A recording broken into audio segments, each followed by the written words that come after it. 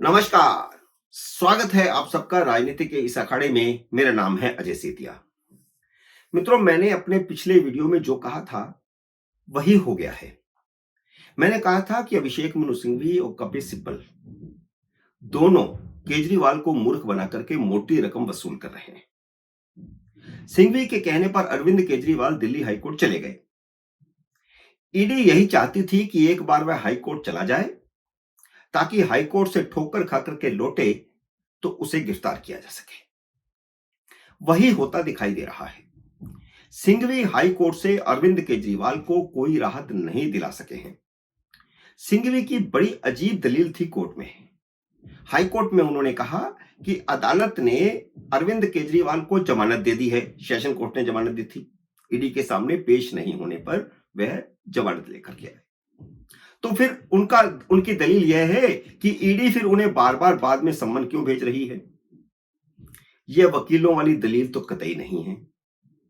यह आतिशी मारना जैसे प्रवक्ताओं की जैसी दलील है।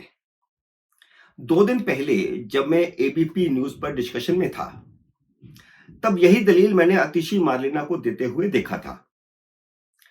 तब मैंने अपने रिएक्शन में कहा था कि ईडी के सम्मन की अवहेलना पर 1 महीने की कैद का कानून है।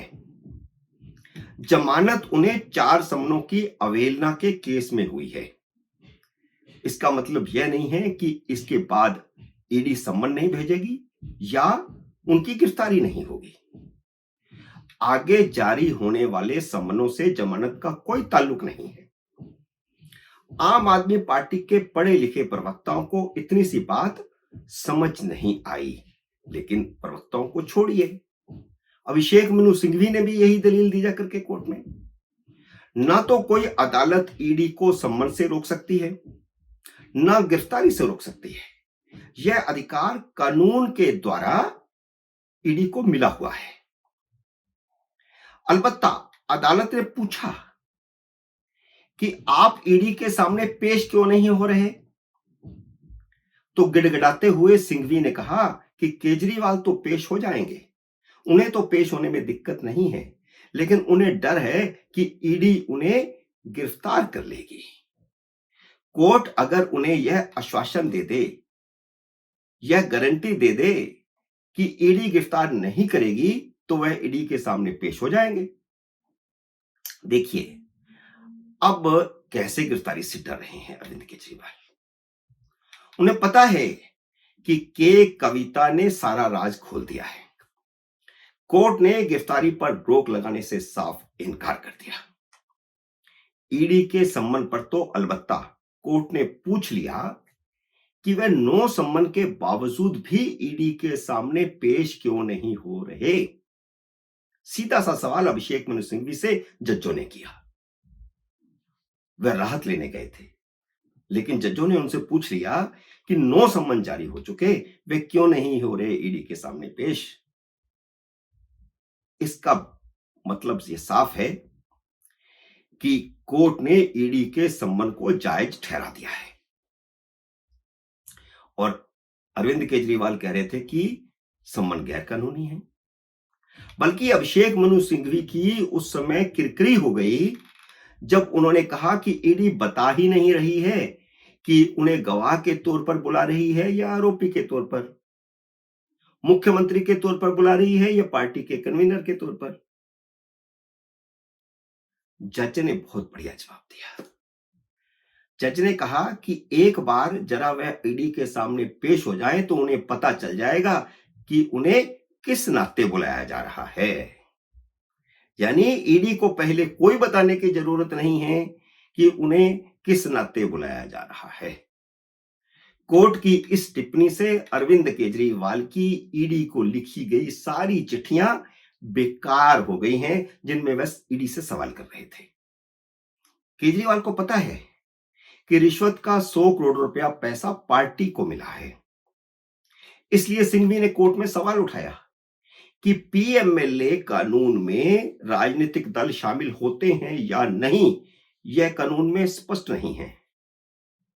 अब यह सवाल उठाने की जरूरत क्यों पड़ी?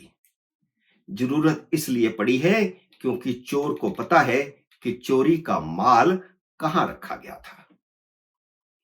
इसी बीच ईडी की तरफ से पेश हुए भारत सरकार के एएसजी एसवी राजू ने कोर्ट में कहा कि केजरीवाल की यह याचिका सुनने लायक ही नहीं है। आप इसे स्वीकार कर रहे हैं, यह स्वीकार करने लायक ही नहीं है। राजू ने कहा कि कोर्ट को ईडी को कोई भी नोटिस जारी करने की जरूरत नहीं है। कोर्ट ईडी को किसी तरह का कोई नोटिस जारी न करे क्योंकि यह मेंटेनेबल नहीं है याचिका। उन्होंने कहा कि हमें कुछ समय दीजिए, हम खुद ही बता देंगे कि यह याचिका स्वीकार करने योग्य क्यों नहीं है। ईडी ने खुद समय मांगा है, उसे कोई नोटिस जारी नहीं किया गया है, जैसा कि आम आदमी पार्टी के प्रवक्ताओं का गैंग और मीडिया का एक वर्ग प्रचार कर रहा है। कोर्ट ने अगली सुनवाई की तारीख 22 अप्रैल रखी है, लेकिन इसका मतलब यह नहीं है कि ईडी उससे पहले केजरीवाल को गिरफ्तार नहीं कर सकती। गिरफ्तारी पर कोई रोक नहीं है, सम्मन पर कोई रोक नहीं है। ठीक इसी तरह के कविता ने सुप्रीम कोर्ट में ईडी के सम्मन को चुनौती दी हुई थी। उसकी हियरिंग 19 मार्च को थी। ईडी ने उसे 15 मार्च को ही गिरफ्तार कर लिया था। तो अब केजरीवाल 21 मार्च को ईडी के सामने पेश न हुए तो कह नहीं सकते कि वह होली वाले दिन अपने बीवी बच्चों के साथ शीश महल में होंगे या अपने 3 दोस्तों के साथ बड़े घर में होंगे। मित्रों, उम्मीद है मेरा ये वीडियो आपको पसंद आया होगा। इसे लाइक और शेयर कीजिए। अगर आपने मेरे यूट्यूब चैनल को सब्सक्राइब नहीं किया तो कृपया सब्सक्राइब करके अपना आशीर्वाद दीजिए। जल्द ही मिलते हैं अगले वीडियो में किसी अन्य विषय के साथ। तब तक नमस्कार।